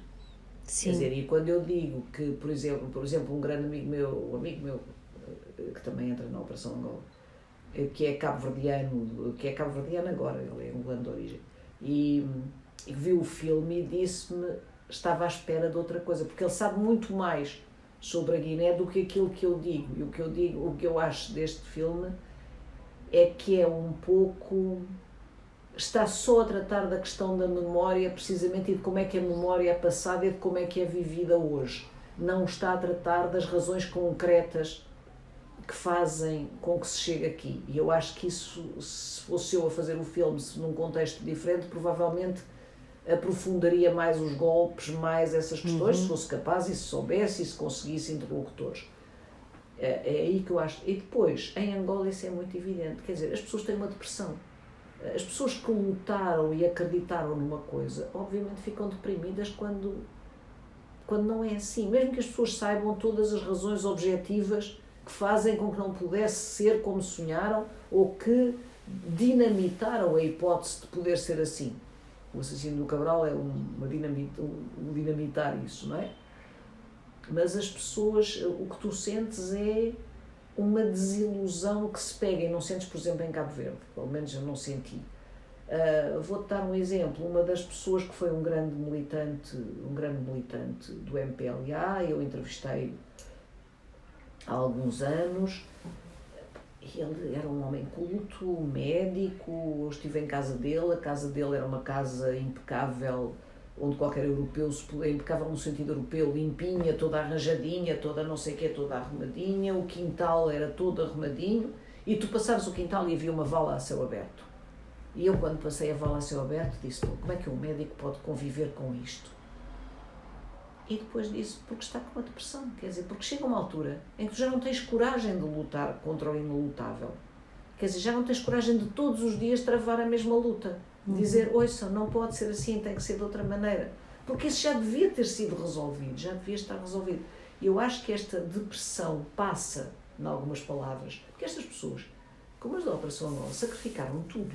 Eu, por exemplo, eu conheço, já tinha entrevistado outra vez, e não sei o quê, para as duas faces da guerra, nomeadamente a Lilica, mas quando de repente a Lilica me conta, e a Lilica é uma pessoa muito contida, e quando de repente a Lilica me conta a história do bebé que morreu, e que ela ficou sozinha, sem o meu marido em Leopoldville, e a criança com a mãe, já nascida com a mãe, e depois morre-lhe o outro, e tu de repente tens a noção, esta mulher perdeu tanta coisa em nome de um sonho que depois não se verifica. E isso as pessoas não podem deixar de sentir.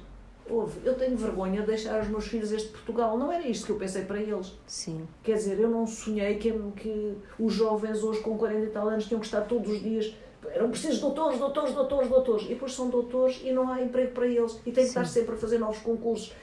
Não foi isto que nós sonhámos para os nossos filhos, não foi isto que nós sonhávamos que lhes dávamos. Eu não sonhei que deixava uma polícia que ia entrar nos bairros e portar-se como se fosse em território ocupado. Sim. Quer dizer, e tenho vergonha. No caso de Jamaica, e né? peço-lhes desculpa, e a Cova da Moura e todos esses, peço-lhes desculpa de lhes deixar este país. Ora, se, apesar de tudo, Portugal corre mais ou menos normalmente, imagina o que é para as pessoas que lutaram e que depois veem a Guiné transformada numa coisa onde há golpes permanentes, onde voltou a instalar-se o etnicismo, as questões culturais que tinham sido resolvidas e que tinham sido tratadas e que se tinha criado uma Guiné, ou os angolanos que sonharam uma Angola que era para todos. Quer dizer, é muito complicado teres um país muito rico, que é a pior coisa, eu costumo dizer que a pior coisa que pode acontecer a um país do terceiro mundo é ser rico em matérias-primas, porque aí é vítima de todas as ambições e tudo joga ali, não é? E estas criaturas que lutaram, que empenharam tudo, que tiveram um sonho, o sonho não é cumprido porque trava-se ali a guerra das superpotências. E que foi em grande parte isso, que destruiu Angola, em grande parte foi a guerra das superpotências. E eu que assim que vejo acusar a Guiné de droga, passa muito por ali, eu digo, onde é que eu já ouvi este discurso norte-americano?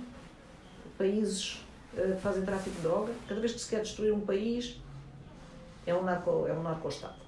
Que engraçado. Até já descobrem também submarinos que fazem tráfico de droga entre Portugal e Espanha, quando por acaso há governos socialistas nos dois países. São coincidências, e eu é que, coitada, como já sou muito velha, tenho um bocadinho a mania de achar que as coincidências às vezes são muito repetitivas, são um bocadinho exageradas, e portanto é o que me custa. Eu estive recentemente numa reunião da Associação Europeia de Trauma, onde estava um médico, um psiquiatra holandês. E estivemos a conversar o trabalho que os médicos tinham feito na Guiné durante a luta, pela falta de condições que havia, e pós-luta, logo a seguir nos primeiros tempos da intensiva, foi tudo destruído, e tu hoje olhas para aqueles hospitais e metem pena, e falta tudo, e faltam camas, e falta mais não sei o quê, e isto é uma tristeza tão grande. E depois ele falou-me de um filme que foi feito por uma produtora espanhola, e que eu estive a ver, em que são de facto os operantes europeus que vão para a Guiné na esperança de a transformar na Suíça. Não bate certo. E depois então saem completamente desiludidos e deixam a Guiné entregue à sua triste sorte. Mas a Guiné tem gente muito boa. Eu costumo dizer, como é que aquele país Nós aqui que nos queixamos a todo momento que não conseguimos fazer as coisas, e o Flora faz não sei quantos filmes, o Sana faz não sei quantos filmes, o Suleiman faz filme. E a música guineense, né? Mas Belíssima. porque música tu podes fazer com umas marimbas. Cinema não mais podes difícil. fazer cinema com uma câmara, Não. se não sem teres uma câmara, quer dizer, sem teres montagem, sem teres não sei o quê. E eu acho que quando tu tiveste um sonho muito grande, a desilusão é ainda maior. E se quiseres, eu sonhei esse sonho com eles. Quer dizer, não com os mais velhos, mas com os outros logo a seguir. Quer dizer, eu estou presa com o Joaquim Pinto Andrade. O MPLA nessa altura falava de vejam como Angola vai ser um país igual para todos, etc, etc. Nós estávamos aqui na cadeia e eles chamavam a atenção para que são brancos, negros, mulatos, todos unidos para defender uma Angola, não sei o quê. E depois de repente começas a ter questões de racismo lá dentro, não sei o quê. Obviamente isso é uma depressão completa. Sim. É mais ou menos, quer dizer, o Bolsonaro no Brasil. Nossa, que tristeza. Quer dizer, como é que se pôde, depois do Obama, termos o Trump nos Estados Unidos? Exato, exato. Eu admito que os americanos e os brasileiros estejam todos a precisar de ir ao psiquiatra. Muito, quer dizer, muito. Parecer Tanto que o que mais tem, isso me chama atenção, porque uma coisa que me impressiona é que o que mais tem é templo, né? Igrejas e farmácias. O que tem de farmácias, o que nós temos de farmácias. Eu moro numa pequena quadra que a gente tem 5, 6 farmácias. Aqui sempre tem e casa, o que se há 5 abre. farmácias nesta rua. Poxa, essa rua é demais realmente. E eu falo, né, a quantidade de farmácias, porque realmente é um povo que está muito doente, no caso do brasileiro também, não é? Tem visto muito isso. É muito triste. Mas também não quero ficar falando disso, porque não, senão... mas é por isso que se quiseres quer na Operação Angola, porque é com os mais velhos que estão a chegar ao final da vida, que com 20 anos tiveram um sonho e sacrificaram tudo por esse sonho, e sacrificaram e não se queixam disso, estão contentes por terem feito essa vida, estavam no sítio certo e fizeram a opção certa, mas depois, obviamente, têm a tristeza de não terem conseguido o que sonharam, não é? Eu acho que isso é uma tristeza que todos nós percebemos, e que na Guiné também existe, só que neste filme na Guiné, como é a memória e como é que é a memória apreendida hoje, tens mais os jovens a dizerem, mas espera aí que nós estamos atentos. Infelizmente não o suficiente, vamos ver o que é amanhã, que é a decisão do Tribunal, se o Tribunal diz que as eleições foram justas ou não, vamos ver o que não, vai sair agora. Porque é interessante, né? Porque tanto professor de história que fala do problema, né, da falta de história, né, de falta de memória, como também os jovens cantores, os rappers, né, é muito interessante, porque é a geração mais nova mesmo, né, que está procurando seus caminhos. E os seus próximos projetos, quais são? Olha, eu não tenho muitos projetos, porque o meu próximo projeto que eu queria mesmo fazer, e se não fizer a culpa é minha, é passar a escrita a geração de 60 e as entrevistas que fiz para estas coisas todas. Agora, tinha um sonho que era agarrar em alguns desses médicos, um português, um angolano e este holandês que estiveram na Guiné-Bissau durante a guerra e após a independência, durante a luta de libertação e após a independência, levá-los à Guiné outra vez. Um deles está muito doente, já não poderá ir, mas podíamos falar com ele aqui, e fazer um pouco a visita do que é hoje a situação da saúde na Guiné-Bissau e o pensamento de se naquela altura que não tínhamos nada foi possível fazer tanto, porque é que não há de ser possível agora? O que é que podemos fazer? Pronto, é um bocadinho isto que eu gostava de fazer. Agora isto exige dinheiro e depois tudo isto são pessoas na casa dos 80 anos, quer dizer, não, um deles é mais novo que eu, mas de qualquer maneira é na casa dos 70, não é? Tem 71. Os outros, um tem 80 e está doente, o outro tem 80 e está saudável, quer dizer, mas já são pessoas que eu não posso pôr a viajar em más condições nem a dormir em camas de campanha, quer dizer, já não têm idade para essas coisas, não é? Portanto, tenho que ter algum dinheiro para sustentar isto. Até agora ainda não consegui, mas não consegui também eu própria produzir uma sinopse que faça sentido para lhes apresentar. Ok. Estou nesta fase. Eu queria... Eu não vi ainda, apesar de eu já ter pedido a RTP a sessão para poder assistir, eu não assisti ainda o Goa e também não assisti o filme do Timor-Leste, não é o seu documentário sobre Timor-Leste. Mas o Timor-Leste tens, não tens? Tenho. E se não, está na net, vês de Crocodile's Dream e está em inglês, está Tá. Não, eu tenho o que o Jorge Martins me emprestou para eu fazer uma cópia, mas eu pensei em tentar comprar na Fundação também consegue, Mário Soares. Não sei se ainda há. Se houver, eu acho que já é muito antigo, mas... Sim, mas são dois projetos diferentes. O Goa foi feito durante a RTP e o Timor-Leste já durante o período depois que você se desligou da RTP. Mas o que me chama a atenção é que você tem um olhar bastante focado, me parece, quer dizer, minha hipótese de trabalho enquanto pesquisadora, sobre o espaço das ex-colônias. Sim. Não é? Porque se você pensar, você acabou, só não fez filme sobre Macau. Sobre Macau, mas o Gogô fez. Poxa, olha minha falha. Fiz uma coisa sobre a passagem de Macau para a China, passagem em 99. Sim. Então, de alguma forma, você percorreu todo esse... Sim. Ou tem percorrido, né? Sim, quer dizer, conheço Macau menos bem, conheço Moçambique menos bem também. Sobre Moçambique nunca não fiz nenhum filme. Aparecem sim, Moçambique, verdade, não, é verdade. Estive em Moçambique uma vez, mas foi noutra situação e não conheço Moçambique. E tem algum projeto para Moçambique ou não? Não é um país com que eu me sinto à vontade, conheça bem, tive amigos de Moçambique, acho que há um excelente trabalho feito na televisão pelo Fernando Magalhães, que era um dos amigos da RTP que morreu, e eu não sei fazer tão bem, não sei a história de Moçambique, não conheço. E de facto os que dizem a respeito...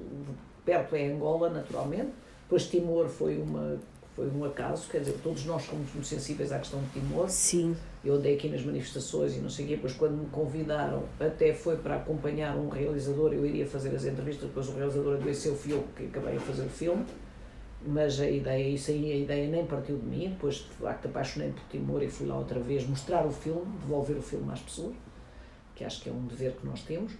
E a Guiné-Bissau, sim, e Cabo Verde são mais próximos também, porque me calhou o trabalho com o Flora, porque conheço bem alguns dos dirigentes também, bem, razoavelmente, pelo menos alguns dos dirigentes de Cabo Verde, portanto, obviamente, criei uma relação.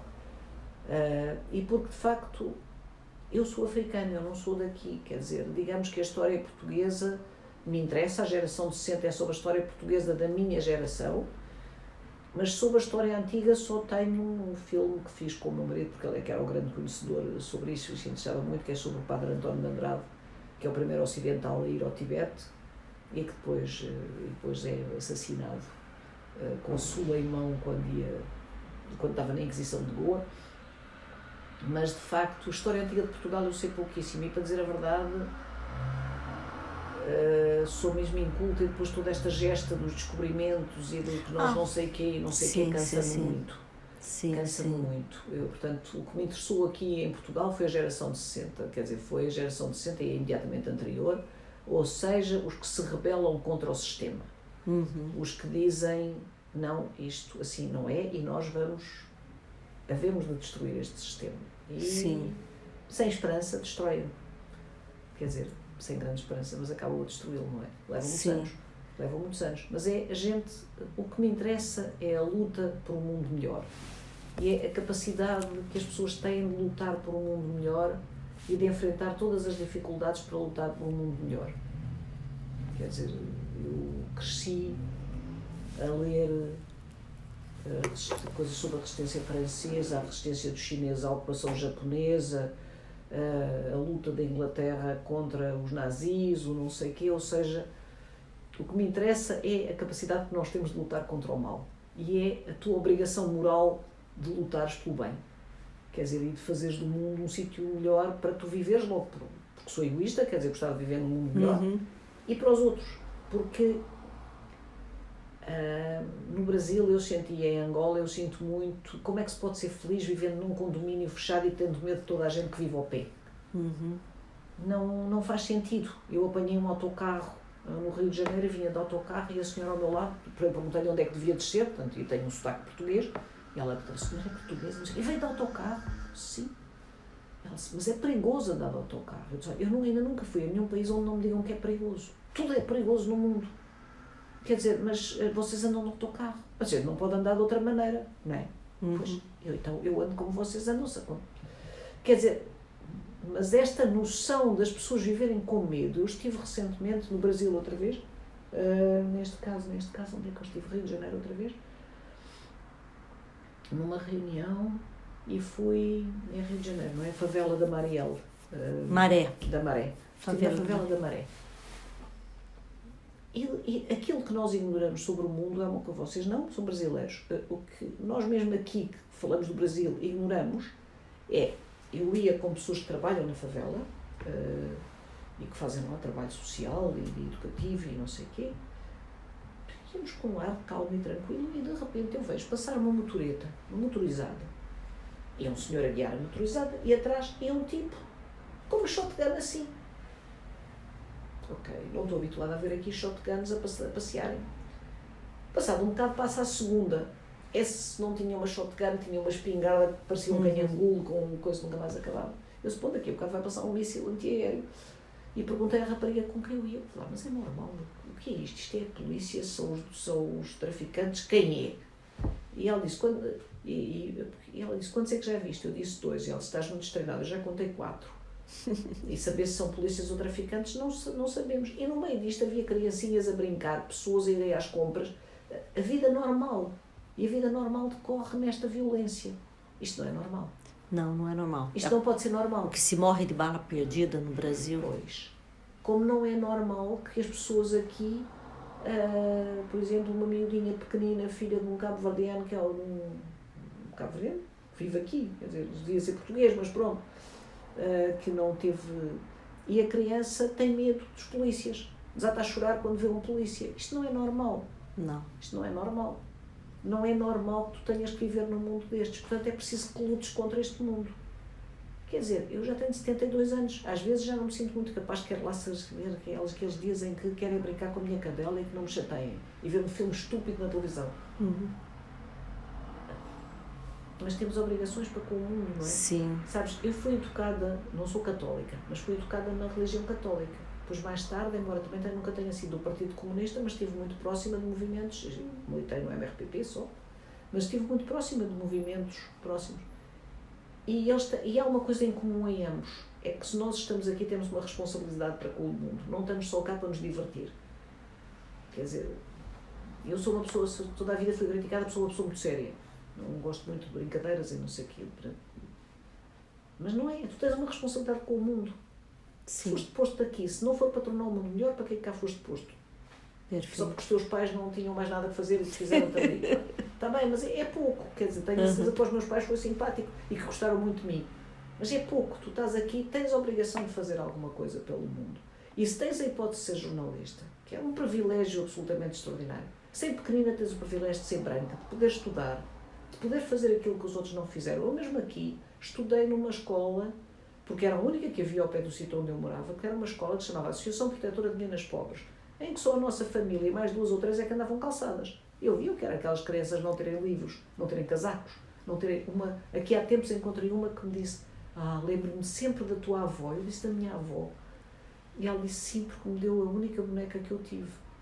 Quer dizer, eu tive bonecas a que não achei graça nenhuma, quer dizer, porque tinha bonecas a mais, quer dizer, pronto. E, portanto, isto obriga-te a alguma coisa. Tu não podes só ter privilégios, só teres coisas não sei o quê e passares o tempo a queixar-te. Se chove é porque chove, se está calor é porque está calor, se não sei o que é, não sei o que mais, não tens a obrigação de fazer alguma coisa. Quer dizer, e um jovem que não tem o sentido, eu fui jovem, não é? Já não sou, mas fui jovem. Eu acho que uma pessoa jovem que não tem o sentido da injustiça nem foi jovem a sério. Houve um ministro da Justiça, que até é um homem mais ou menos de direita, mas que uma vez disse uma frase muito engraçada, disse, quem é o jovem que nunca pilhou uma galinha, que nunca foi jovem na vida? Quer dizer, mas é mais ou menos isto, se não lutas, nunca foste jovem. Quer dizer, se não te indignaste, se não quiseste lutar, se não quiseste dar um murro que não deste, mas deste verbalmente naquele professor que era abusivo, ou em não sei quem, ou protestaste com a freira porque não sei o quê, ou não sei o que mais, ou protestaste com o teu patrão. Houve um dia um colega que me disse, o teu problema é que tu protestas tanto, que às tantas já ninguém te ouve. E eu disse, é capaz de ser verdade. Então vamos fazer uma coisa, durante um mês, se o que se passar na RTP eu não digo uma palavra, mas quero ver qual de vocês é que se mexe. Depois, passado uma palavra, reinava, de facto, passado um mês, reinava um clima de grande calma, ninguém protestou mais. Estranho. Pois, e eu não Muito consigo estranho. perceber que as pessoas não protestam. É muito estranho. Faz-me confusão. Se desistir de protestar, realmente. Mas é... E se tu quiseres, quando eu vejo na geração de dizer não foi isto que nós combinámos, é o último protesto que há. Não foi isto. Ainda temos que mudar, ainda não estamos contentes. Não foi o que nós combinamos. Temos a independência, mas não foi isto que nós combinamos. É. Mas tem a independência e nunca ninguém me ouvirá dizer que não valeu a pena a independência. Mesmo sim. quando os países correm mal. Porque ser independente é uma dignidade própria. Sim. É ouvir aquele miúdo dizer é a nossa guineidade. Eu nem lindo conhecia isso. a palavra. Não, porque é difícil dizer guineidade. Mas eles sentem que têm a guineidade. Eles são cidadãos do mundo e são cidadãos do mundo guineenses. Isto vale tudo o que correu. Mas não quer dizer que a gente não continue triste e a querer melhorar. Quer dizer, não é? Eu acho que é sobretudo isso. Eu sou uma militante de causas perdidas, se calhar, mas são as únicas que valem a pena, quer dizer, as outras não têm grande graça. Dizer, eu gostava de ser milionária, com certeza toda a gente gostava, mas passar a minha vida preocupada para ser milionária. Eu não... Preferia mudar o mundo se fosse possível um bocadinho. É. Evidentemente que dir-se-á que os milionários conseguem melhor mudar o mundo e veja-se o Trump, não é? Com gastas o seu dinheiro, chegou a presidente e agora olha o que ele anda a fazer. Só vem acabar com o mundo. Não. Ô, Diana, eu acho que eu agradeço então. Já tens tudo o que querias? Não sei se tenho tudo o que queria, mas acho que já tenho por agora. Se não tiveres bastante material. Não sei quê. Mas não te vás embora, não desistas, vais ver que isso melhora. No sábado há uma visita guiada, já foste à prisão do Aljube?